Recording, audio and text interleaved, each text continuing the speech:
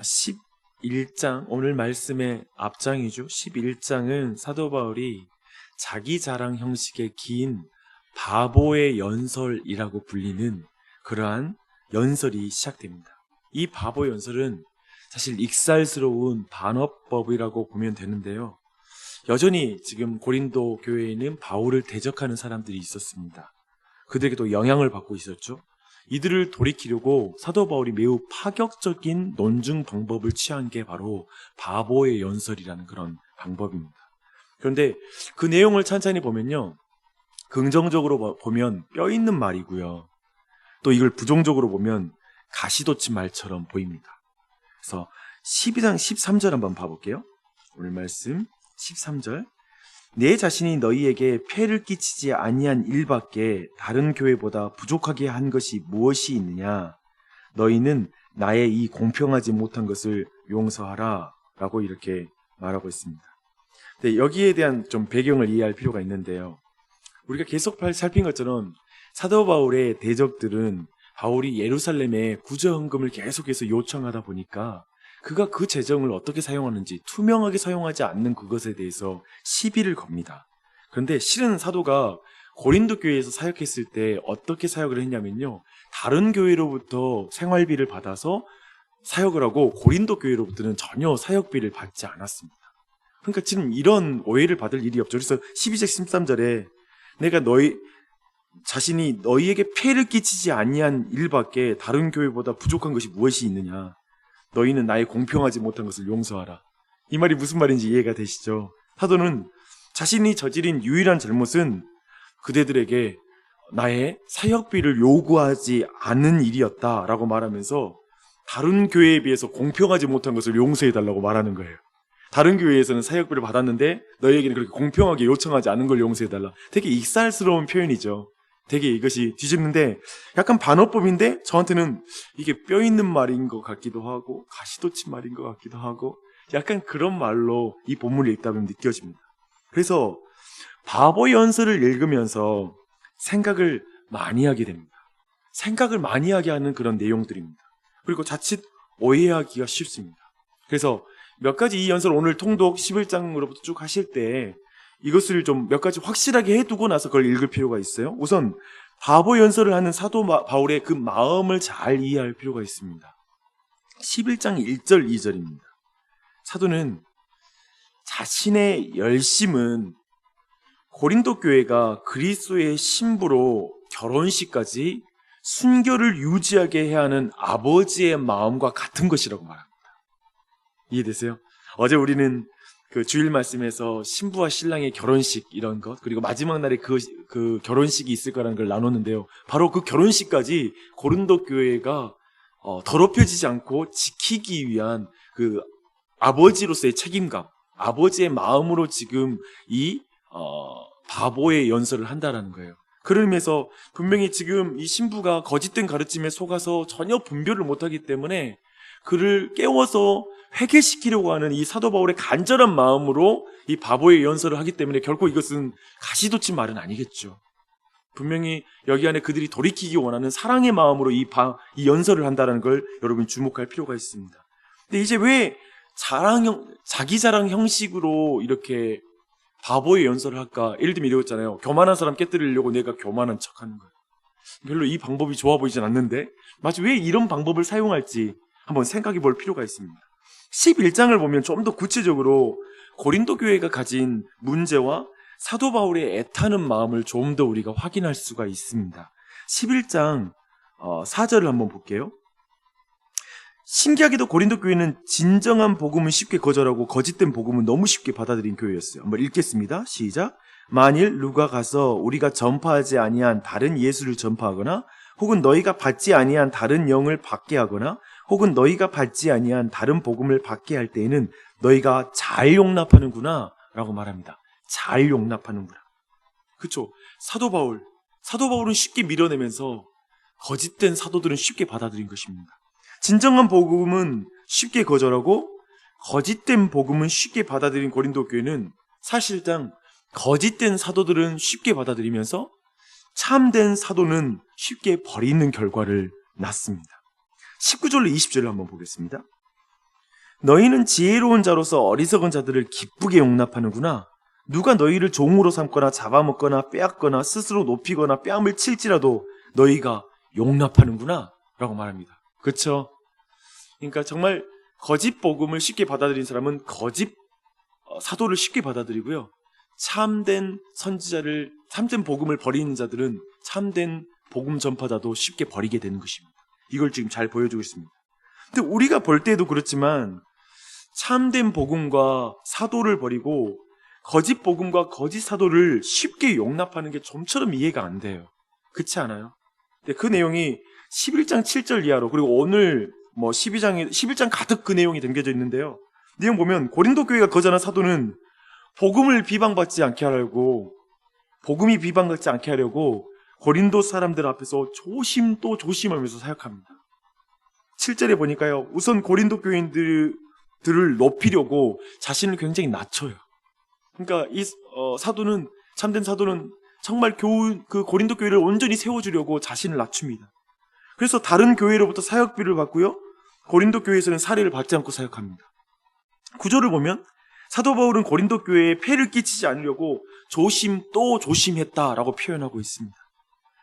그런데 일부이긴 하지만 고린도 교회는 이런 사도를 버리고 섬기는 사도가 아닌 군림하는 그 사역자의 종으로 자처하기 시작합니다.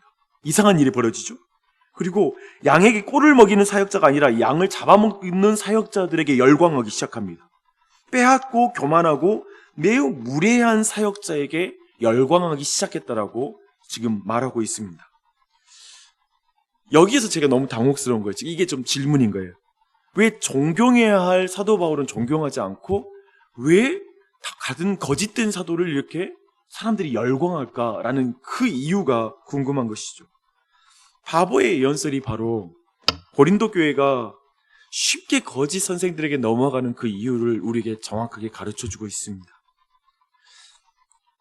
5절 보면 11장 5절이에요.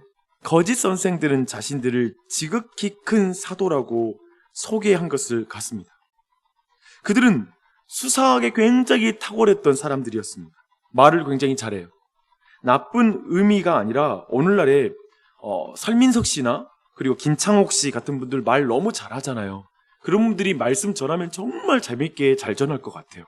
정말 사람들의 혼을 쏙 빼놓을 것 같은 생각이 듭니다. 그렇게 전달력이 뛰어나면 사실 사람들은 내용의 깊이를 간과할 수 있습니다. 깊이 있게 말씀을 전하지만 조금만 말씀을 그렇게 탁월하게 말을 잘못하면 실력 없는 사역자라고 취급하기가 쉬운 것이죠. 사도 바울은 전달력에 있어서는 자랑을 하지 않아요. 하지만 사도 바울이 이렇게 말합니다. 나는 지식에 있어서는 정말 내가 자랑할 것이 있다라고 말합니다. 또 이것도 자랑이긴 하잖아요. 지식 자랑. 나는 말은 잘 못하지만 어느 날지 몰라도 내가 아는 지식은 분명하다라고 말합니다. 자랑하는 종류가 조금 다르기는 합니다. 또 다른 예를 들어볼게요. 18절을 보니 거짓된 사도들은 육신을 따라 히브리인인 것을 자랑했습니다. 그래서 사도도 육신을 따라서 자랑합니다. 자신이 히브리인 중에 히브리인이라고 또한 자랑하죠. 또한 다른 부분에서 다른 성경에서는 그가 바리새파였다라고 이렇게 자랑하고 있습니다. 그리고 12장 이하에서 거짓 사도들은 은사 체험을 자랑한 것에 대해 자신의 놀라운 영적 체험을 자랑했거든요. 오늘 본문에서. 그런데 사도 바울은 그와 똑같이 비교해서 자신은 3층천까지 올라가는, 천국에 올라가서 그 모든 광경을 본 것을 또한 자랑합니다. 굉장히 그 은사 체험에 대해서 더 큰 은사 체험의 은사 대결로 더 탁월한 걸 경험했다라고 자랑 대결을 하는 것이죠. 사도 바울은 그런데 이것이 매우 어리석다라고 생각합니다. 그렇게 자랑하면서 너무 부끄러워해요. 이게 되게 무익하다라고 생각하면서 부득불 그 자랑 대결을 같이 하고 있는 것입니다. 이게 바보의 연설이라고 불리는 이유입니다. 쉽게 말해 낯뜨거워하면서 자랑하는 자들의 방법을 그대로 가져와서 그 이유 하나하나를 무력화시킵니다. 그리고 나서 그게 중요한 게 아니라 여기까지는 그 자랑하는 자들의 그 자랑의 이유를 깨뜨리는 것이고, 정말 중요한 것은 그 내용 이후에 이어지는 사도 바울의 고백입니다. 사도 바울의 진짜 자랑이 뒤에 이어져요. 오늘 본문에 나오죠. 바울은 이제 자신이 진짜 자랑하는 핵심 메시지는 12장 9절과 10절입니다. 사실상 12장 9절과 10절이 고린도 후서 전체의 핵심 메시지고 12장 이 부분이 고린도후서에서 진짜 말하고 싶어하는 내용이거든요. 12장 9절과 10절을 함께 읽겠습니다. 시작. 나에게 이르시기를 내 은혜가 내게 족하도다. 이는 내 능력이 약한 데서 온전하여 짐이라 하신지라. 그러므로 도리어 크게 기뻐함으로 나의 여러 약한 것들에 대하여 자랑하리니 이는 그리스도의 능력이 내게 머물게 하려 함이라. 그러므로 내가 그리스도를 위하여 약한 것들과 능욕과 궁핍과 박해와 공고를 기뻐하노니 이는 내가 약한 그때에 강함이라. 아멘. 아멘. 사도 바울이 왜 바보의 연설을 한 줄 아십니까? 왜냐하면 포장지를 자랑하는 사람들에게 포장지 가지고 자랑할 게 아니야, 선물을 자랑하고 싶기 때문에 그렇습니다. 그래서 자신이 가지고 있는 포장지를 같이 옆에 대요. 결코 너희 포장지에 난 뒤지지 않아. 근데 이거 다 쓰레기야. 배설물이야. 그리스도 예수 복음 외에는 자랑할 게 아무것도 없어. 라는 식으로 지금 논증하는 게 바보의 연설의 구조인 것이죠. 우리는 여기서 다시 한번 왜 고린도 교회가 쉽게 거짓 사도를 받아들이고 진정한 사도를 버렸는지 이해해야 됩니다. 그 이유는 이것입니다. 체험과 성공, 지식과 학벌, 능력을 가지면 복음을 더 잘 전할 수 있다라고 생각한 세상적인 생각 때문에 그렇습니다. 다시 한번 말씀드립니다. 체험과 성공, 지식과 학벌, 능력으로 복음은 더 잘 전해지는 거야 라고 생각했기 때문에, 그런 세상적인 방식으로 복음 전파를 생각했기 때문에 결국 자기 자랑을 하는 것입니다. 나 이런 능력이 있어. 나 이런 체험했어. 나는 이렇게 하나님께 헌신했어. 이런 식으로 자랑할 수밖에 없다는 것입니다. 매우 세속적이죠. 저는 주위에 있는 목회자에게 그런 말을 듣기도 합니다. 어느 정도 교세가 커야지 우리 그래도 발언권이 있지 않겠습니까? 비슷한 말 아니겠습니까? 교회가 커야 목사도 어디 가서라도 할 말이 있다라는 것이죠. 모두 동일한 맥락이 아니겠습니까?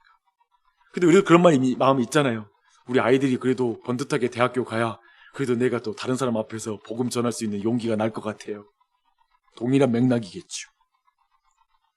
결국 그런 세계관 속에 있을 때 거짓된 복음을 쉽게 받아들이고 거짓된 사도를 똑같이 빨리 받아들인다는 것입니다.